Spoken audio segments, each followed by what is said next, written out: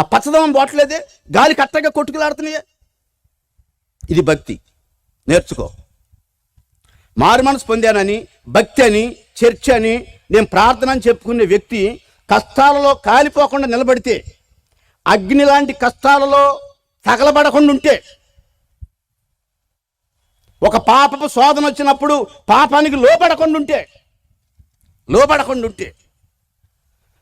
ఏమండి, ఇందాక బస్సు దిగి వస్తున్నా. వచ్చేటప్పుడు బస్ స్టాండ్లో ఉన్నాను. మరి పిల్లలందరికీ బడి ఎప్పుడే వదిలినట్టున్నారు. పిల్ల జిల్లా మొత్తం కుర్రోళ్ళందరూ అక్కడే ఉండారు. నేను కుర్రోళ్ళు ఉన్నప్పుడు వాళ్ళు ఏం మాట్లాడతారని వింటుంటాను. నేను కొద్దిగా గమనిస్తాను, సంభాషణ ఎట్టుందరు ఏంటని.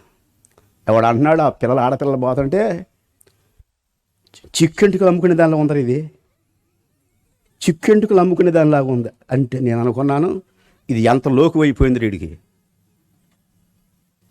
నువ్వు మాట పడన పిల్లవైతే ఎవరిని వనిదని అడుగుతావు. నువ్వు ఎవరిని అడిగింది? ఎవరిని చూసి మాట్లాడావు? నువ్వు నిలేస్తావు. నిలేకపోయింది పిల్ల. చిక్కెంటుకలు అమ్మేదా ఉందంటే చక్కగా వెళ్ళిపోతుంది, చక్క బొమ్మలాగా చిక్కెంటుకలు అమ్ముకోవటానికి. సిగ్గు లేనోళ్ళే. ప్రియులారా, మోషే అనుకున్నాడు, ఈ పొదెట్ట కాలిపోతుంది, ఆకులేం కాలిపోవట్లేదు, ఈ వైపున ఎట్టగుందా, ఆ వైపు కూడా అట్టగే ఉందా, వెళ్ళి చూడాలి, అటు కూడా వెళ్ళి చూడాలి. ఎందుకంటే చదివి ఉన్నాడు, జ్ఞానం ఉంది,